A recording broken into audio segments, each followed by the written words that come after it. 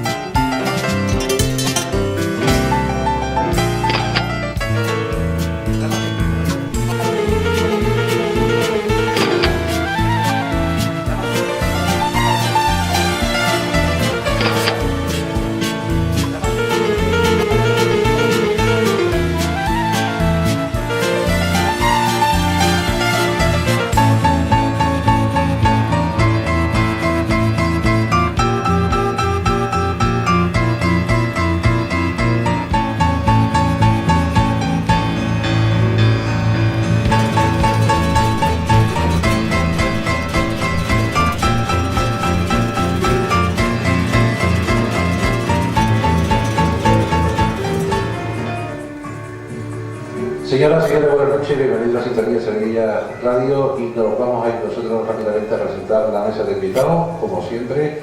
En este caso, ¿quién traemos aquí ahí a la mesa, Yolanda? Buenas noches, Carlos. Buenas noches a nuestros invitados. En primer lugar, vamos a presentar a don Pedro Jiménez, que fue inspector de trabajo y además abogado. Seguimos en la mesa y tenemos a don Fernando Azcona. Sí, tenemos a don Fernando Azcona, que representa al bufete Mazuelos y Azcona. Y a continuación tenemos también al hijo de Pedro Jiménez, que es don Carlos Jiménez Girón, que es del bufete H Abogados. Pues bien, iniciamos nosotros lo que es la tertulia de presentación y le vamos a hablar primero con don Pedro. Para hablar, don Pedro Jiménez tiene nombre de buena bodega, de buen vino y además de los crisoles de Jerez de la Frontera. Don Pedro, buenas noches. Buenas noches. Muchas gracias por estar con nosotros, muchas gracias por aceptar esta invitación y muchas gracias porque vamos a dar hoy, cuando la gente hablamos de inspectores de trabajo y hablamos del susto y hablamos del miedo, hay un perfil humano también de la administración, ¿no? Una administración, a fin de cuentas, lo que intenta es coordinar un poco y reconducir para que todo funcione en beneficio común, es decir, si todos ayudamos, todos seremos ayudados. Sí, efectivamente, yo llevo un año ahora fuera de la inspección, pero he estado 40 años en diversos cargos dentro de la inspección de trabajo, Sevilla, en Cádiz. Y la verdad es que la inspección de trabajo como administración laboral lo que intenta o su misión fundamental, una de las misiones fundamentales, era conseguir la paz social dentro de las relaciones laborales entre empresarios y trabajadores. Y lo fundamental que hacía la inspección de trabajo y hace es una labor positiva de entendimiento entre las partes que conforman la relación laboral, ¿no? Y por otro lado, algunas tareas quizás desconocidas, pero muy importantes a la hora de valorar lo que es la inspección de trabajo, como es todo el tema de la prevención de riesgos laborales. La actuación de los inspectores de trabajo han salvado muchas vidas humanas, concienciando a todo el mundo de la necesidad de tener medidas de protección adecuadas para evitar accidentes, de buscar los sistemas correctos de funcionamiento en las empresas en materia de seguridad y salud laboral. Esa labor ha sido muy importante y estadísticamente ha salvado muchas vidas humanas que dentro de lo que es los accidentes de trabajo suponen pérdidas globales tanto para la sociedad como para cada una de las familias en donde se pierde un miembro por un accidente de trabajo. Hemos luchado también en la inspección de trabajo por mantener la igualdad de sexo dentro de las empresas, defender la protección de la mujer frente a prácticas abusivas como salarios inferiores, faltas de ascenso, discriminación negativa. En esos aspectos, pues, la inspección de trabajo hace una labor que yo considero dentro de lo que es el marco laboral fundamental. También tenemos una labor quizás más represiva, entre comillas, que es la lucha contra el fraude laboral. Y el fraude laboral, desgraciadamente, en nuestro país está suponiendo un 30 o un 40% dentro de lo que son los contratos de trabajo, las altas en seguridad social, las cotizaciones y las infracotizaciones. Esa lucha contra el fraude laboral quizás tiene un aspecto más negativo que el que yo comentaba antes, como era la prevención o la igualdad de la mujer, pero es fundamental y es necesario si queremos de alguna manera que todas las empresas compiten en el mismo terreno, dentro de los mismos parámetros, y no haya empresas que, acudiendo a la economía sumergida, rebajan costes, hacen una competencia desleal a las empresas que están junto a ellos. Entonces, esa labor de lucha contra el fraude laboral, contra la discriminación en materia salarial, contra la falta de alta en seguridad social, yo creo que es una labor quizás más desagradable, entre comillas, pero fundamental a la hora de garantizar que todos los trabajadores y todos los empresarios tengan los mismos derechos y las mismas oportunidades. Pero hacía falta quizás una labor más pedagógica de cara a la sociedad para que la administración fuera mejor recibida y no como aquí qué pasa, que voy corriendo. Pues sí, yo creo que la labor pedagógica, como dice Carlos, es muy necesaria en todos los aspectos de la vida, no solamente en la inspección de trabajo, sino en general dentro de todo lo que es el terreno político y el terreno económico. La gente tiene que conocer por qué se actúan los agentes sociales. Nosotros hemos hecho una labor preventiva, informativa, de campañas divulgadoras muy fuerte en los últimos años en materia de prevención de riesgos laborales. En este país, hace 8 o 9 años, había un gran desconocimiento de las medidas de seguridad que debían de adaptarse y de tomarse dentro de las empresas.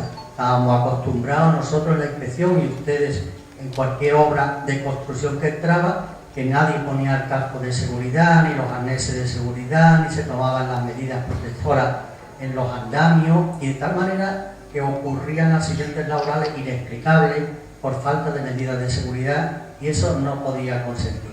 Aparte de la labor sancionadora, ahí, en materia de seguridad y salud laboral, la Inspección de Trabajo, en general la Administración Laboral, ha hecho una labor informativa con empresarios, con trabajadores, concienciando a todos ellos de la necesidad de usar las medidas de protección individual y colectiva, y como decía antes, estoy seguro, estadísticamente podría comprobarse, de que muchos accidentes laborales no han ocurrido gracias a esa actuación informativa, asesora de la Inspección de Trabajo.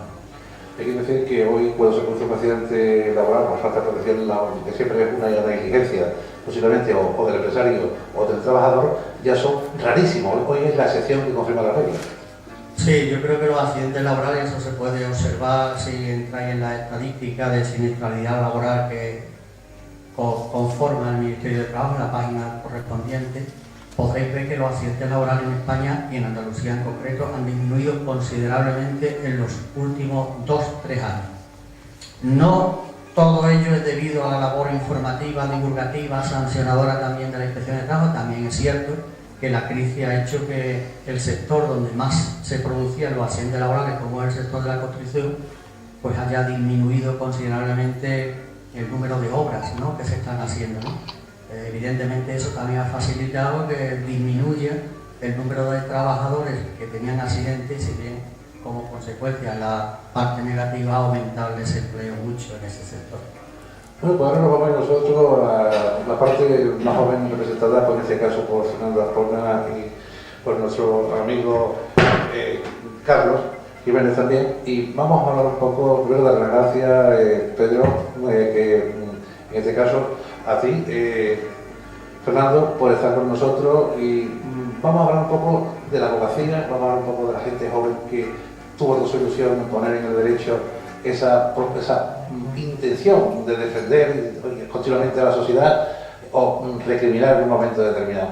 ¿Cómo se vive en un momento de crisis actual? ¿Cómo ha vivido la transición de la gente joven que se ha echado adelante con despacho y con bufetes multidisciplinares? Muy bien, muchas gracias. Buenas noches. En principio, dar las gracias al programa por la invitación y por, digamos, estar aquí colaborando y hacer la tertulia con mis dos amigos, en este caso Pedro y Carlos. La verdad es que hay que echar un poco, digamos, la vista atrás. ¿Por qué? Porque yo tengo que recordar cuando yo empezaba. En el año 95, que fue el año en que yo me di de alta en el Colegio de Abogados, hay que recordar que ya había una crisis. Es decir, no es nueva esta crisis. Antes hablaba con Carlos que sí, que es cierto que ahora mismo hay una crisis muy importante, pero yo ya sufrí una, ya lo sufrimos los profesionales en el año 95. ¿Qué diferencia hay entre la crisis del 95 y la crisis tan larga que estamos sufriendo? Pues precisamente dos. Una, lo larga que es la crisis, llevamos 7 años, y en segundo lugar, la profundidad de la crisis. ¿Por qué? Porque realmente no estábamos acostumbrados los despachos de abogados, o por lo menos en este caso, por lo que respecta a nosotros, la crisis del 94 ni fue tan larga ni fue tan profunda. Esta ha sido muy profunda. ¿Qué es lo que ha ocurrido? Que la abogacía ha tenido que reinventarse. Hemos tenido, pues que verdaderamente reconvertirnos para poder intentar sacarla a flote los despachos. ¿Cuáles son, digamos, los hitos o los, digamos, podemos entender los temas o los despachos que más han sufrido lo que es la crisis laboral, la crisis en este caso financiera y económica? Fundamentalmente, los despachos que se dedicaban al sector inmobiliario, los despachos que se dedicaban al sector financiero y los despachos que se dedicaban al sector mercantil, civil, al típico abogado, pues de toca privado. ¿Por qué? Porque la crisis a quien más le atacaba ha sido al sector inmobiliario, al que más atacado ha sido al sector financiero y también le ha tocado a los sectores, en este caso, de las empresas. Es decir, hoy día ninguna empresa, o muy pocas empresas, no sé que sean muy solventes, como pueden ser barcos o pueden ser grandes empresas, se va a un despacho de abogados, por ejemplo, para meter en un ejecutivo. Un ejecutivo, entendemos, es un procedimiento especial, pues que se intenta cobrar un cheque o se intenta cobrar una póliza o una letra de cambio, pues que se emite, o, por ejemplo, un préstamo que se hace, ¿no?, entre empresas. ¿Por qué? Porque no hay dinero para intentar, para poder, digamos, poner ese pleito. ¿Por qué no hay dinero? Primero, porque se han quedado sin dinero los empresarios, y en segundo lugar, algo que le ha hecho muchísimo daño a la abogacía, que es la ley de tasa. Es decir, hoy día tenemos que contar con que hay que pagar las tasas, hay que pagarle al abogado y encima hay que pagarle al procurador. Entonces tenemos 3 gastos fijos que han mermado mucho lo que son los pleitos de las reclamaciones laborales. Si ya es difícil que una empresa te encargue un asunto, primero porque no tiene dinero y segundo porque, bueno, las posibilidades de cobro son escasas, todavía se pone más difícil cuando, no quiero hablar, digamos, mal de lo que es la procura, los procuradores, porque tengo muchos amigos procuradores, pero sí es cierto que se ha generado un gasto adicional. Ya estaba el del abogado, ya estaba el del procurador, pero ahora hay otro más, que es la tasa judicial. Por lo tanto, estos 3 factores, y sobre todo el de la tasa judicial, pues ha hecho, junto con la crisis económica, la crisis financiera y la crisis inmobiliaria, que los despachos de abogados se hayan tenido que reinventarse. ¿Cuáles son los sectores que han sufrido menos? Los sectores que han sufrido menos, afortunadamente, ¿verdad, Carlos?, han sido todos los abogados que se dedican al laboral y los abogados que se dedican al derecho concursal. Ahí ha habido 2 nichos de negocio bastante importantes, y que son los que de alguna manera han acudido muchos profesionales. Yo me acuerdo, hace ya muchos años, que a los laboralistas, recuerdo alguno que me decía, no, los piojosos laboralistas, porque encima estábamos en un sótano, en Biopol. Ahora ya no lo somos, ahora ya todas las empresas y todos los despachos de abogados, que se entienda que son multidisciplinarios, como has dicho tú, Carlos, pues tienen una sección laboral importantísima. No voy a hablar de grandes empresas de la abogacía, todos conocemos los 2 o 3 nombres, en los cuales en algunos de ellos han llegado a contratar a más de 100 abogados. Solo para las reclamaciones laborales. Hoy día los ERE, los ERTE, los despidos, movilidades funcionales, lo que es la propia consultoría laboral, genera mucho negocio en los despachos. Y todos esos despachos, medianos o grandes, que antes solo se dedicaban pues, a la típica reclamación de cantidad, al ejecutivo, en fin, lo que son pleitos entre empresas, a la gerencia, a los, podríamos entender, pelotazos, transacciones económicas, compraventas, que ya no se realiza ninguna, pues estos son los nichos. En el concursal exactamente igual. El concursal, había muy pocos despachos en Sevilla especialistas en concursal. Hoy día, bueno, afortunadamente, hay otros despachos, entre ellos el mío, porque si no nos hemos especializado, pero verdaderamente tenemos una experiencia dilatada en derecho concursal. Por tanto, creo que los despachos de abogados nos hemos tenido que reinventar y desde luego el que no lo ha hecho está sufriendo y además me consta que verdaderamente aplicamos la teoría de la búsqueda del queso, del famoso ratón, ¿dónde está mi queso? O se buscan nichos de negocio o es bastante complicado que se pueda salir adelante. Otro tema que no me gustaría dejar pasar es el tema de la internalización de los abogados. Vamos a ver, España, Andalucía y más Sevilla, creo que hemos sido demasiado provincianos en el hecho de que no hemos estudiado idiomas, no hemos querido saltar al exterior, no hemos querido, digamos, tomar partido en la globalidad, en el mundo, digamos, el mundo lo tenemos a nuestras manos, ¿no? Porque hay una globalización, ¿no?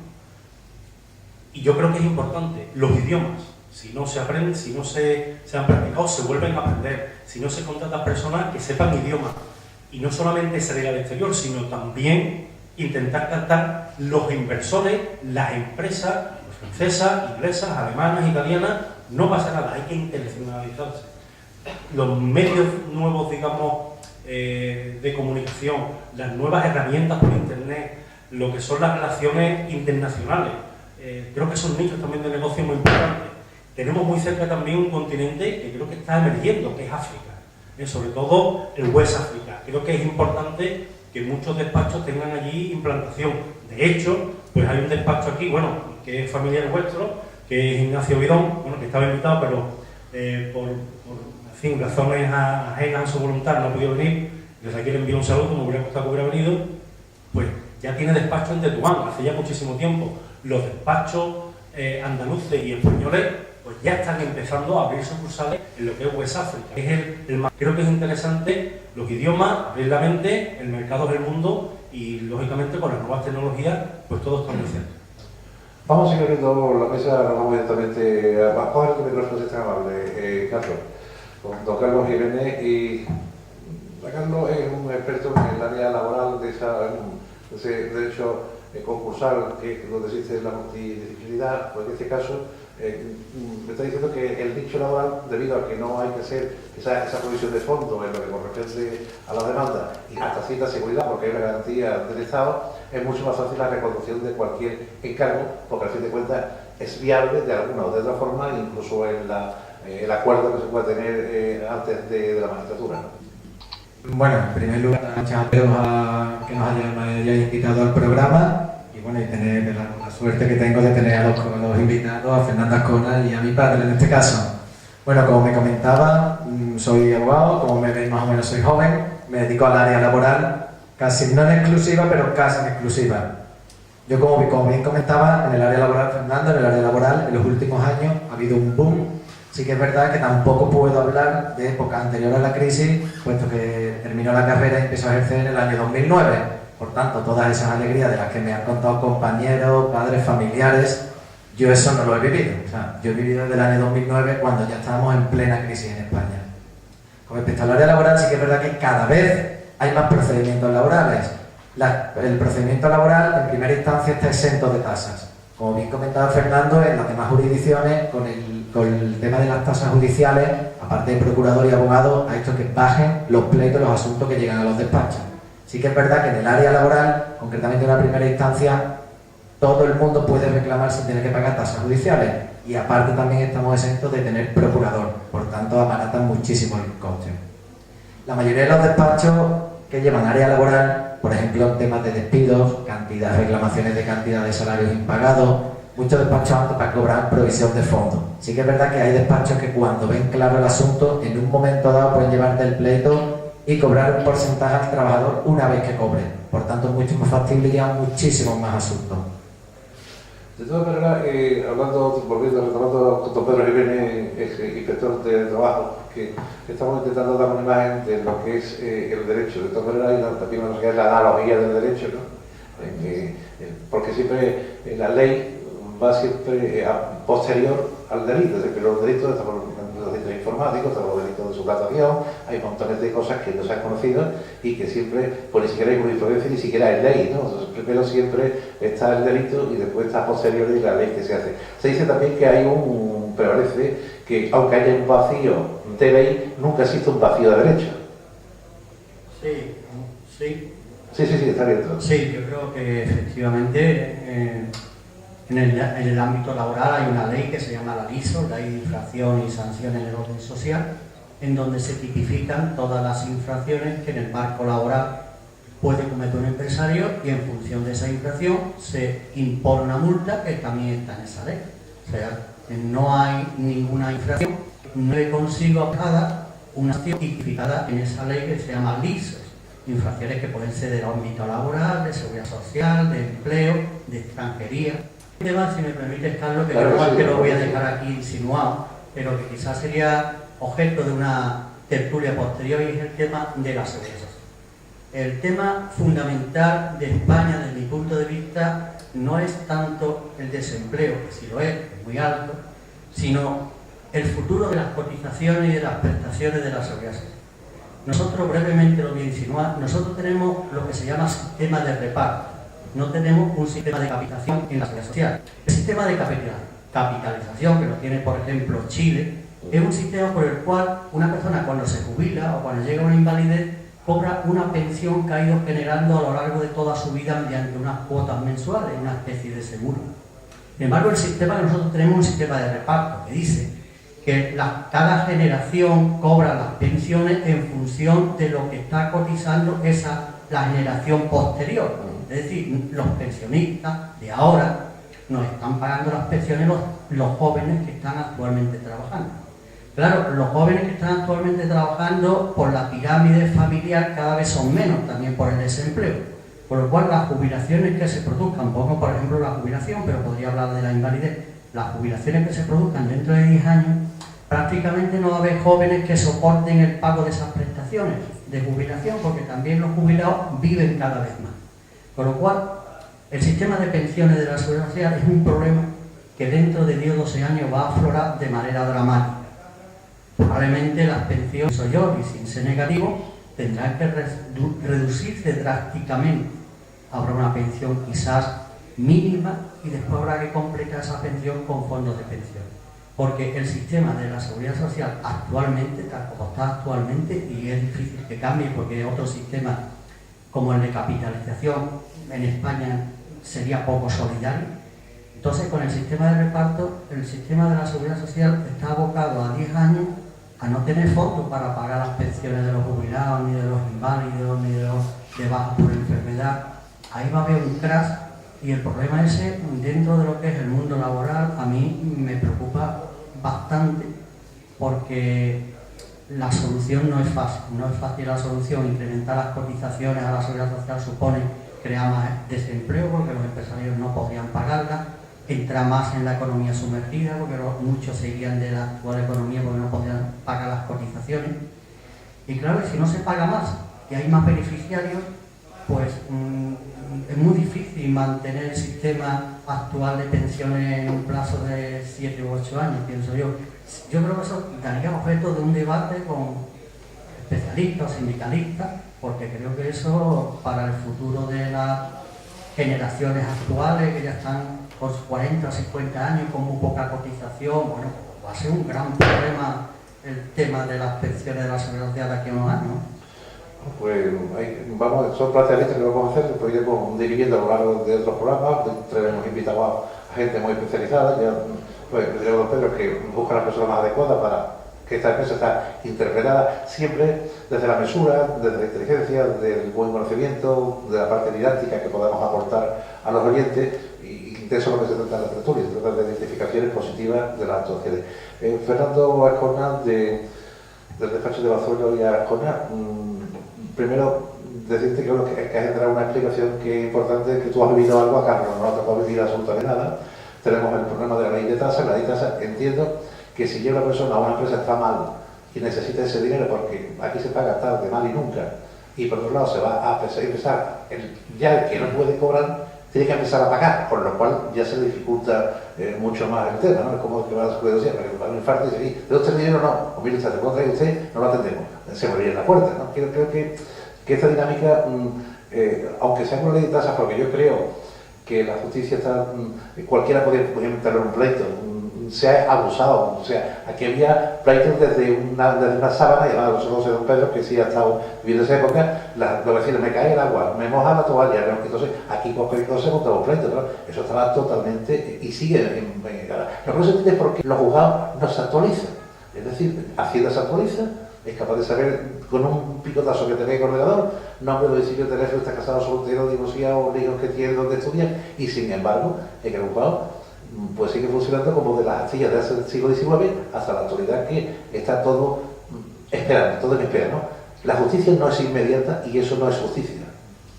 La verdad que Carlos ha dado totalmente en el clavo, es decir, no solamente una empresa que haga una reclamación, imaginémonos pues que en una herencia, por ejemplo, dos hermanos no están de acuerdo para vender un piso. La división de la cosa común te va a costar de momento 2.000 euros. ¿Por qué? Porque al iniciar esa división de cosa común, a lo mejor el piso puede valer pues 150, 200.000 euros. Nos vamos al máximo, 2.500 euros más la cuota fija. Casi se te puede poner en 3.000 euros, paga abogado, paga procurador y ahora espérate. Bueno, la realidad es que el ministro, si ha hecho una cosa entre comillas, si me lo permite Carlos buena, y es que está eliminando los precios. Es decir, la celeridad de la justicia pues va hacia adelante. ¿Por qué? Porque afortunadamente, pues el único efecto positivo que ha tenido es que sí, lógicamente, está limpiando de proyectos los juzgados, pero si me lo permite Carlos, eso también lo hago yo. Es decir, poniendo una tasa tan alta, así se hace. por ejemplo, un desahucio de una renta de 800 euros al mes, pues le va a costar al propietario ya no solamente que no le pague y que encima no lo pueda echar, sino además que va a costar como mínimo unos 500, 600 o 700 euros de tasa. Paga procurador y paga abogado. Es decir, que ese señor pues le puede costar la broma sin cobrar ni una renta, a lo mejor le debe desde 2 años, y sin que todavía se le pueda hacer el lanzamiento, es decir, sacarlo de la casa, pues le va a tardar, lógicamente hoy menos, pues a lo mejor le va a costar 1.500, 2.000 euros y lógicamente le va a tardar de año a año y medio. Eso, si el inquilino que quiere coger las notificaciones, si no las quiere coger, a lo mejor nos vamos a los 2 años y encima a lo mejor te va a costar algún tipo de anuncio en el boletín oficial o en el boletín de la provincia. Estamos hablando de otros 400 o 500 euros. Verdaderamente la ley de tasa ha hecho mucho daño a la abogacía y el problema está en lo siguiente. Has dado completamente en la clave. El gobierno no quiere que la justicia sea lenta. Y una justicia lenta no es justicia. Ahora mismo en el juzgado de lo social, no quiero hablar más de los juzgados, mucho menos de los magistrados, mucho menos de los secretarios, mucho menos de los funcionarios, pero es que están atascados. Es decir, una extinción de un contrato que la pueden dar, ya sea por despido o por falta de pago, año y medio y 2 años. Una reclamación de cantidad se están señalando para el 2017. Una invalidez para el 2017. Un alta indebida para el 2016-2017. Eso no es justicia. Estoy completamente de acuerdo. Como el laboral, entre comillas, es gratis, no se está limpiando, las demás jurisdicciones sí. Es decir, tenemos una justicia lenta. ¿Por qué? Porque el gobierno no quiere. Si quisiera, la tendríamos. Hoy día, Hacienda y Seguridad Social, ¿por qué van tan rápidas? Una explicación, porque son rentables. La justicia no es rentable. No es rentable porque no deja dinero, es solo un gasto. Y además yo de alguna manera, y no quiero ser políticamente incorrecto, pero yo creo que si venimos aquí a una tertulia, estamos entre amigos, hay que mojarse. Tampoco les interesa a ellos personalmente que vaya muy rápida la justicia. Es decir, estamos ahora mismo viendo cómo los juzgados de instrucción y los jueces se están rebelando contra muchas decisiones del legislativo y del gubernativo. Es decir, esos dos poderes, pues los jueces de alguna manera se están rebelando y le están hincando el diente no solamente a los corruptos, sino a los partidos políticos y también a decisiones gubernamentales, sobre todo de carácter político, porque los jueces a lo mejor no estén de acuerdo, pero tienen su interpretación. Por tanto, lo que está claro es que estamos anclados en el siglo XIX, que las cosas no han cambiado y que seguramente no van a cambiar, Carlos. Fernando, yo te haré una pregunta. Estamos cansados de ver, por ejemplo, las series americanas sobre todo de abogados. Hay una cosa que se llama mediación, se llama arbitraje y se llama entendimiento. Es decir, el abogado, más tarde o más temprano, ante esta evidencia de tasas, pues lógicamente lo que va a hacer es procurar ser un mediador. Porque de hecho los americanos dicen, tanto o vamos a juicio y negocian lo indecible antes de hacerlo. Ahora, o antes, como era gratis, vayamos, como no me va a costar nada, me ponen un abogado de oficio, aunque me condenen. De hecho, cuánta gente, como gente impresentable, como lo hay en todas las profesiones, pues se han comido marrones gente que ni siquiera debía comérselo. Es decir, por una persona que es un negligente o que cree que como eso no se cobra, pues ese ser humano defendido no tiene valor ninguno, ¿no? Sí, vamos, sí, venga, Fernando. No, voy a ser muy rápido. Sí. Es que el tema de la mediación, la verdad es que estás tocando los temas clave. No es por digamos, alabarte los oídos, pero sí es cierto que la mediación creo que es fundamental. Yo tengo hecho el curso de mediación mercantil y civil y creo que es una herramienta perfecta para todo el atasco judicial que hay, y no solamente eso, sino una cuestión también de cultura. Tenemos que entender que el enfrentamiento ya no sirve. Es decir, nosotros los laboralistas sí eso lo tenemos muy claro, pero tenemos que entender que si dos hermanos se llevan mal, se tienen que entender, que si dos empresas tienen un problema, se tienen que entender, que si un particular y una empresa tienen un problema, se tienen que entender. Y no hay mejor mecanismo que la mediación. Siempre que la mediación se haga de una forma consciente, de una forma voluntaria. El arbitraje es otra cosa porque el arbitraje es, digamos, algo diferente que se somete a a lo que, digamos, en este caso, bueno, pues un catedrático, un licenciado en Derecho o cualquier otra persona pueda decidir. Pero la mediación es que dos personas quieren llegar a un acuerdo y eligen al mediador. Y ese mediador lo único que hace es darle cauce a esa intención que tienen los mediadores. Y es importantísimo. Sí, es curioso porque he estado mirando la mediación y se establecen unos cánones y unas pautas, es decir, usted tiene que callarse y escuchar. Si no, yo no medio, es decir, yo le voy a dar las facilidades. Y cuando el señor termine, usted argumenta y después intentaremos ir acercándonos. Pero no es el choque frontal de trenes que se produce por colisión mucho más, digamos, interior y de excitación que de temperamento que de condición humana. Es decir, la gente establece choques frontales porque decide en un momento determinado revolucionar su cuerpo y ponerlo a 1000 y después eso es muy difícil retrotraerse porque dicen cosas inconvenientes. Y yo lo estaba viendo ahora y además tenemos unas compañeras que son expertas en mediación de comunidades. ¡Qué cosa más absurda! Pero se sientan a dos personas y alguien que ponía todos los días la basura en la puerta y creaba un problema, al día siguiente desaparece. Pero dice, oiga, que si yo esto consigo que desaparezca, no hablar más de esto. No volver a empezar, porque entonces un pequeño y entonces siempre altera otra vez el medio encauzado, ¿no? Y no solamente eso, Carlos, es decir, en el curso de mediación, la práctica que hicimos, pensaste en práctica, era con una cuestión de comunidad, por una cuestión de si un vecino lo dejaban entrar en la piscina o no. Y no solamente eso, la experiencia de la mediación está en los colegios también. Hay mediación entre profesores y alumnos, hay mediación entre alumnos, hay mediación entre padres e hijos. Es decir, el fenómeno de la mediación no va solo encaminado a un fenómeno empresarial de determinados intereses económicos, sino que va a las relaciones verdaderamente humanas. Creo que es un tema muy importante. Tú creo que estás de acuerdo conmigo, ¿no? Si quieres añadir algo. Yo estoy totalmente de acuerdo con Fernando. El tema de la mediación para mí es algo fundamental y yo pienso en todas las jurisdicciones debería ser igual que en la jurisdicción laboral preceptiva. Es decir, en toda la jurisdicción laboral, si tú quieres poner una demanda de despido, quieres poner una reclamación de cantidad, es obligatorio llegar a un acuerdo extrajudicial en un organismo que se llama CEMAC, Centro de Mediación Arbitral. ¿Qué es lo que pasa? La mediación de alguna manera es intentar que dos personas se pongan de acuerdo.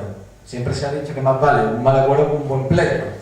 Siempre en los pleitos tienes o ganas todo o pierdes o ganas, mientras que en una mediación puede haber un acercamiento de postura. Pero yo creo que la mediación es algo fundamental. De hecho, se está poniendo muy de moda, sobre todo en mediaciones familiares. Está habiendo muchos mediadores que intentan conciliar y acercar posturas. Entonces, para mí la conciliación evita muchísimos pleitos. Una cosa, Carlos, que quería comentar con respecto al tema de las tasas judiciales y que de alguna manera las tasas judiciales lo que está intentando es que haya menos asuntos, del juzgado. Sí que es verdad que el hecho de las tasas judiciales ha hecho que también, aparte con la crisis, que el tema del turno de oficio de la asistencia jurídica gratuita, más personas hagan uso de la asistencia jurídica gratuita. La asistencia jurídica gratuita está exenta también de tasas, al igual. Entonces, claro, había personas que normalmente contrataban un abogado particular, ya no solo el coste del abogado, sino como hemos estado comentando, tanto proveedor como tasa, dice, bueno, pues me busca la asistencia jurídica gratuita siempre que esté dentro de los límites de la asistencia jurídica gratuita y son pleitos que a lo mejor los abogados particulares no nos llegan. Entonces sí que es verdad que el tema de la asistencia jurídica gratuita, yo estoy en el turno de oficio, se nota que hay muchísimos más pleitos que había hace años.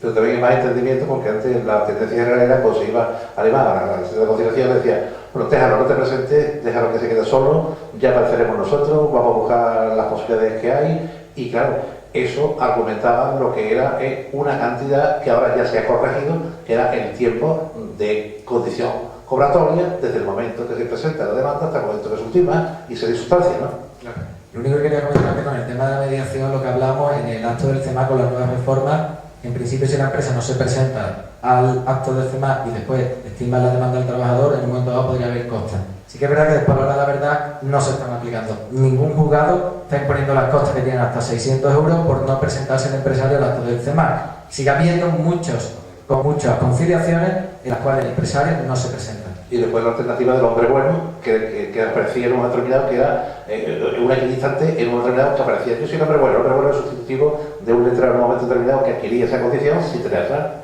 Sí, lo del hombre bueno sigue existiendo en el acto de CEMAC y te puede dar la condición como hombre bueno, pues estar en poderes representados y aparecer como letrado. Bueno, pues hemos llegado ya a la media hora y hemos sobre los 2 minutos. Dar las gracias a don Carlos Jiménez, abogado laboralista, y a don Fernando Azcona, que en este caso viene de Mazuelo y y ahora, y el de H. Abogado, darle las gracias también a don Pedro por su forma tan didáctica de hablar y sobre todo porque son muy formadas, que son capaces de llegar al público y porque desde aquí por un día hablaremos pues, del hipotecario, otro día vamos a hablar de la protección de datos, vamos a hablar de la suplantación informática, vamos a hablar de hecho de la preferente. Sí, adelante, usted tiene la palabra para decir. De todos esos temas hay otro tema también que es muy preocupante y que también es interesante, que es el tema de la extranjería. Los países antes que vienen normalmente de Sudamérica, situación que se está creando en España en el tema de la repatriación, la acogida de extranjeros de diferentes nacionalidades, tanto en lo que incide en el tema laboral, como en el de seguridad social, como en el de empleo, como en el de sanidad.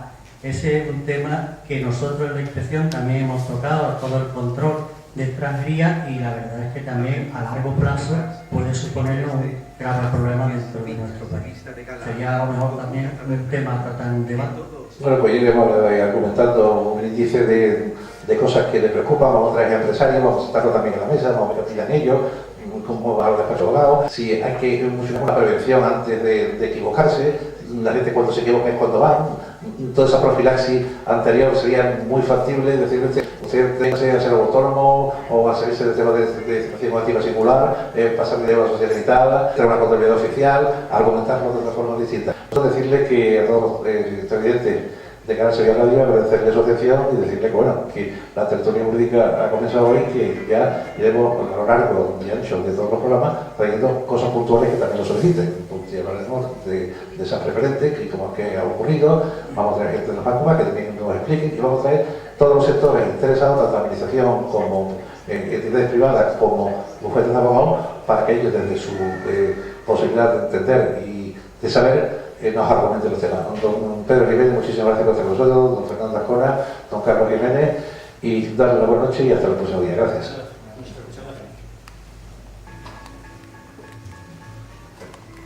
Dale.